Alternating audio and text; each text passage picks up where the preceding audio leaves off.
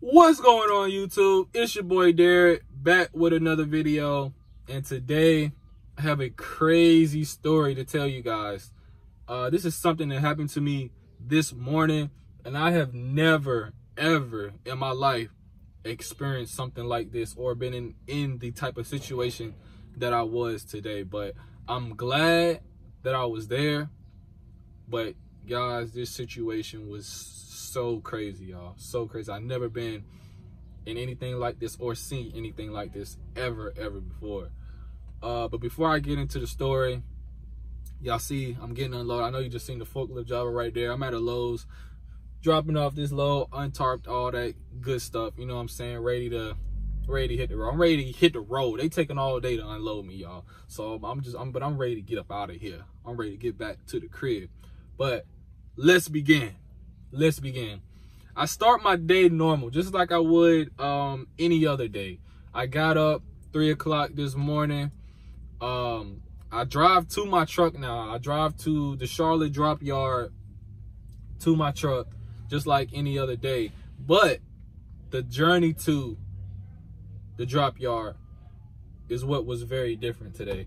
So I was taking my normal route, which is the interstate. I get on the interstate, and it's one exit that I take that puts me in the right direction of where I'm supposed to go. But that exit happens to be closed.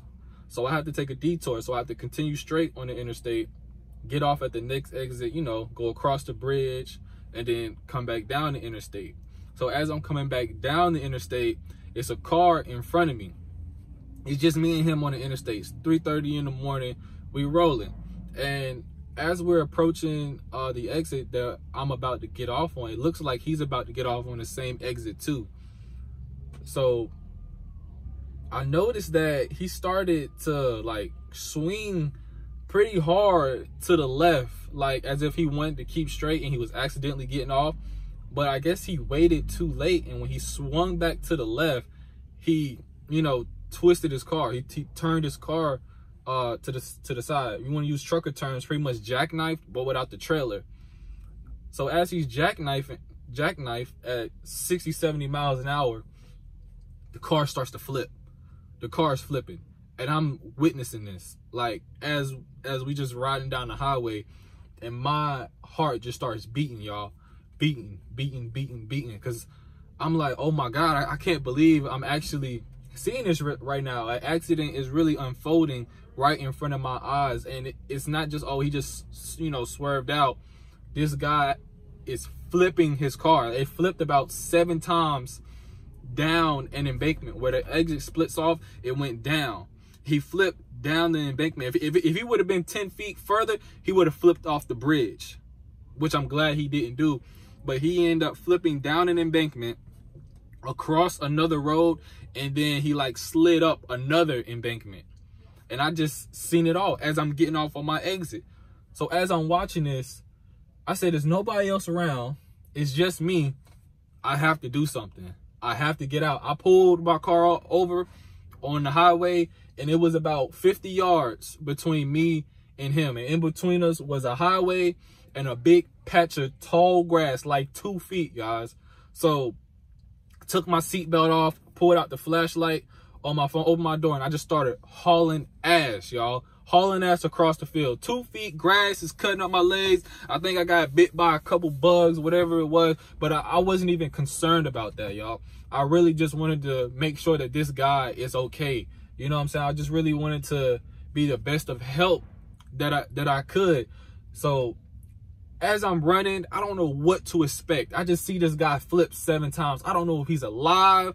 I don't know. You know what I'm saying? So I'm expecting the worst. I think I'm going to be, you know, walking up to a car and it's going to be somebody dead inside. You know, I was really prepared for the worst.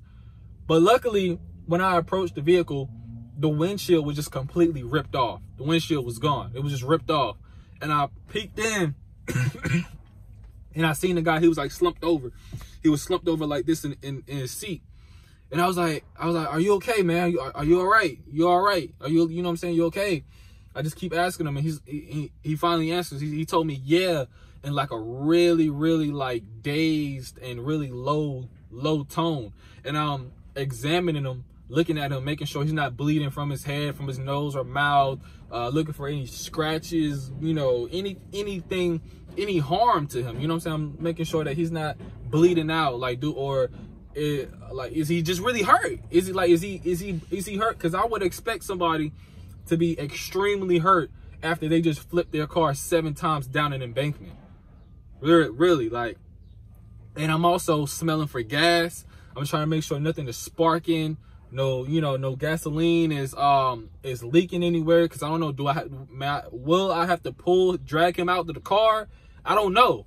You know, my mind is rushing, my adrenaline is going, and I just want to make sure that, you know, he's good. He has somebody here with him, you know what I'm saying, to help him through this situation, to get 911 on the phone and to get some emergency services on the scene. So that's what I did. It seemed like he checked out to be okay.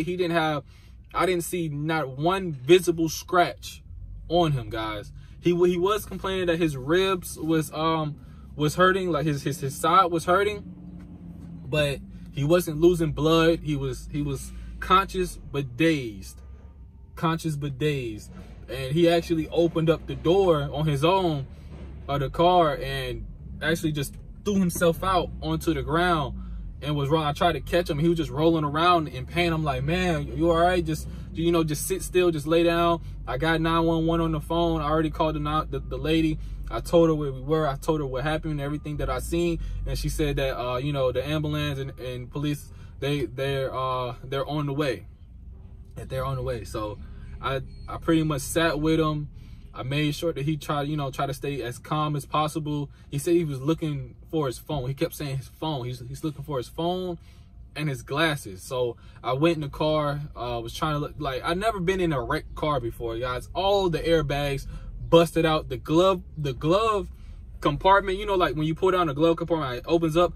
That was completely like snapped, and it was sitting in the driver's seat. He had like all his mail and stuff was just sitting in the driver's seat.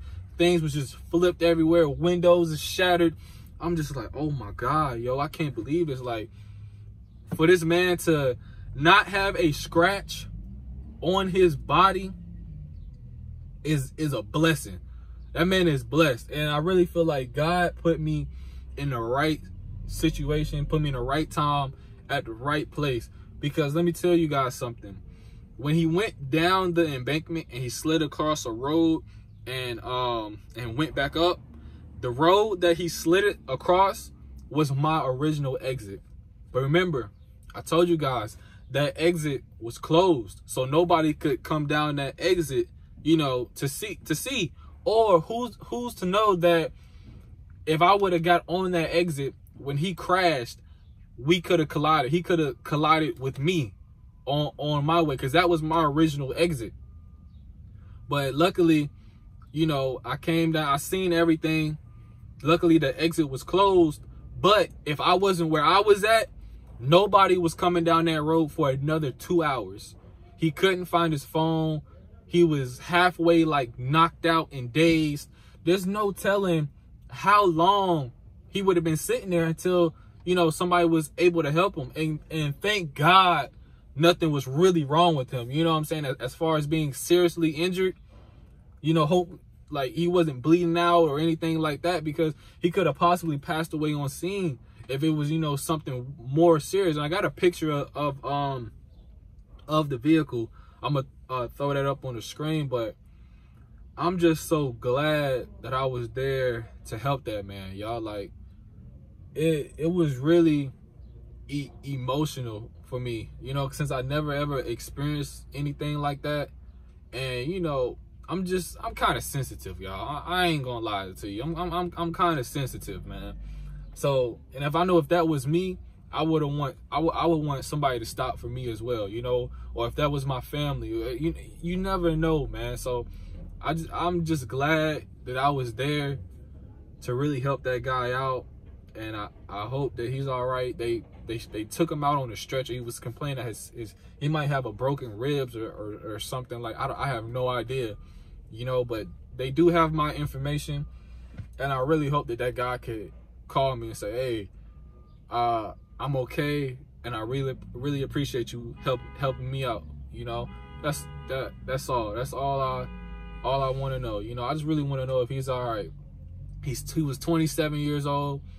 You know, I don't know what he had, what caused the accident or anything like that, but I'm really glad that he's all right, y'all. And this is the most craziest thing that has ever happened to me while I'm out here on the road. I've really witnessed a car flip 7 times. 7 times, y'all. I was counting as it was flipping, you know. But I'm glad that he should be all right. You know, he was alive. He wasn't bleeding out or anything like that. So I'm just glad that's what it was, you know. But other than that, guys, that's my crazy story for the morning. I'm kind of like shell shocked from it since I never experienced anything like that before. But that's just what it was, y'all. So